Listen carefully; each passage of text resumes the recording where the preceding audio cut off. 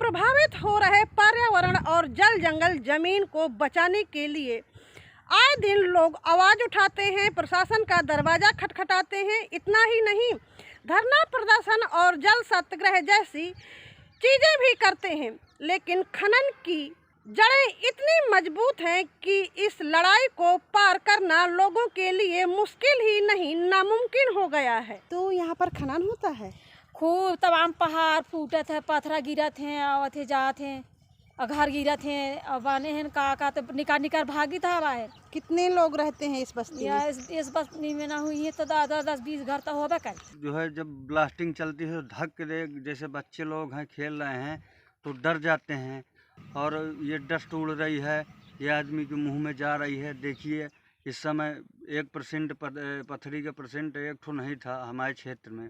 जिस दिन से ये सब चालू हो गया, आज की डेट में देखिए तो 50 से 60% पथरी का मरीज अन्य मरीजों का शिकार हो रहा है। जरर गांव और गिरवा गांव और पतराहा गांव, ये 3 गांव हैं, और बगल में सिद्धपीठ है, विंध्यवासिनी माता का सिद्धपीठ है। ये सभी पूरे क्षेत्र में 5-6 गांव के लोग बहुत परेशान हैं। यहाँ पे पहाड़ों में ब्लास्टिंग होती है, रात दिन दोनों टाइम होती है। जो मानक है 2 इंची का कि 2 इंची होल करके ब्लास्टिंग होगी, उसके विपरीत 4 से 6 इंची तक ब्लास्ट करते हैं, और कई बार लोग घायल भी हुए हैं, लोगों के जानवर भी मर रहे हैं। और ये जहाँ पर जो 4 से 6 क्रेशरें लग चुकी हैं, और सुनने में आया है कि प्रशासन द्वारा 22 क्रेशरों को और अनुमति दे दी गई है। तो इतने छोटे क्षेत्र में यदि इतनी सारी क्रेशरें लगेंगी तो यहाँ के लोग आम जनजीवन तबाह हो जाएगा। यहाँ की फसलों में वैसे भी पहले पैदावार नहीं होती थी, अब ये जो डस्ट उड़ती है, पत्थर की डस्ट उड़ती है क्रेशरों से, इससे जो फसलें बर्बाद हो रही हैं, हज़ारों बीघा फसलें बर्बाद हो रही हैं। यहाँ की सड़कें खराब हो गई हैं, यदि कोई बीमार होता है तो निकल नहीं पाता। इतने ढेर सारे सवेरे से मोर बोला करते थे और अनेक पक्षी बोला करते थे, तो सुनने में कुछ अच्छा लगता था, सुंदर लगता था। अब वो बात नहीं है। कब से इस तरह की दिक्कत बनी हुई है ये पहाड़ों? मैम करीब जो है 8 से 10 महीना हुए, वही चुनाव के आसपास से चालू हुआ है। तो यहाँ पर पट्टे हैं? जी बता रहे हैं, बोल रहे हैं पट्टे हैं। अधिकारी लोगों से पूछते हैं कि भैया कहाँ से कहाँ तक है, कम से कम इतना तो बता दो। वो लोग कहते हैं कि एक पट्टा हो जाता है, अपना जहाँ जैसे खोदें।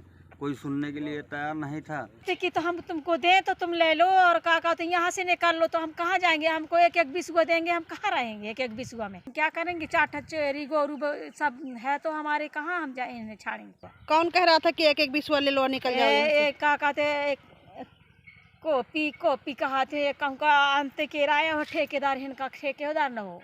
और इससे फसलों का किस तरह से नुकसान होता है? फसलों का मैम लगी हैं क्रेशरें, सोढ़ा धूल डस्ट उड़ती है, खेतों में जाती है।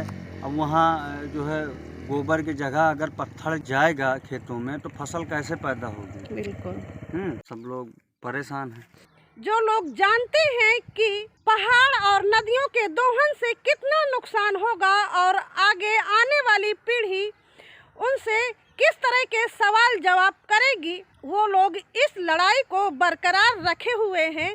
सबने कहा कि यहाँ पर एक बड़ा आंदोलन किया जाए, वो कोई सुन नहीं रहा। यहाँ से लेकर के डीएम से लेकर के मुख्यमंत्री जी तक शिकायती पत्र भेजे गए हैं, अभी तक कोई कार्रवाई नहीं की हुई है। इसी उम्मीद से हमने ये गोष्ठी की थी कि पर्यावरण संतुलन को सब लोग संगठित हों और एक मुख होकर के आवाज़ उठाएं, ताकि ऊपर तक आवाज़ पहुंचे और इस सब जो विध्वंस हो रहा है इस पर रोक लग सके। अभी तक करबी में रहते रहे हैं। करबी का वातावरण देख करके अपने गांव में भी ऐसे लगा कि हरियाली अच्छी हो, तो हम देखने गए भूतेश्वर बाबा, तो वहाँ आधा से ज़्यादा पहाड़ टूट गया है।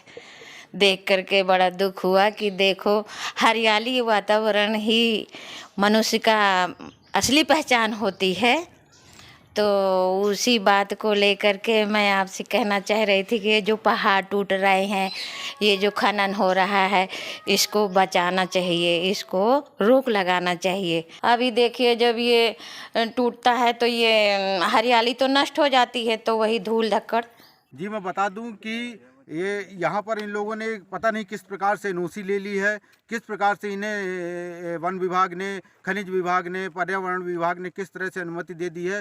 मुझे तो ऐसा लगता है कि यहाँ कोई सर्वेक्षण ही नहीं किया गया।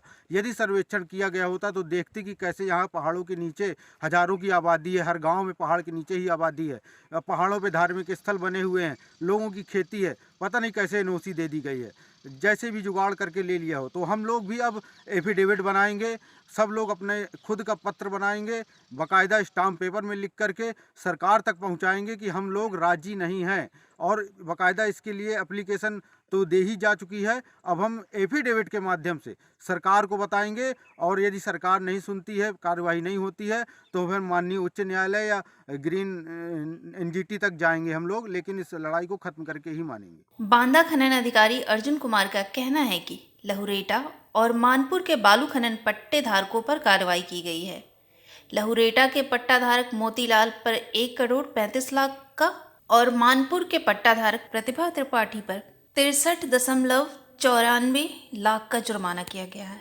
पहाड़ों में ब्लास्टिंग तो टेक्निकल है, पट्टेधारक अपने नियम अनुसार कहां पर कितने इंच का होल करना है कर सकते हैं। गिरवा क्षेत्र की जानकारी मिली है, वहां पर हम जांच करा रहे हैं। कहते हैं ना कि सरकार हर चीज दे सकती है, लेकिन नदी और पहाड़ ये प्राकृतिक देन है, इसको कोई नहीं बना सकता, इसको बनने में सदियों लग जाते हैं। इसलिए लोग इस लड़ाई को कामयाब करने के लिए जी जान लगाने में डटे हुए हैं, ताकि वो आने वाली पीढ़ी को जवाब दे सके और उनकी आने वाली पीढ़ी सकुशल रह सके, पर्यावरण बच सके।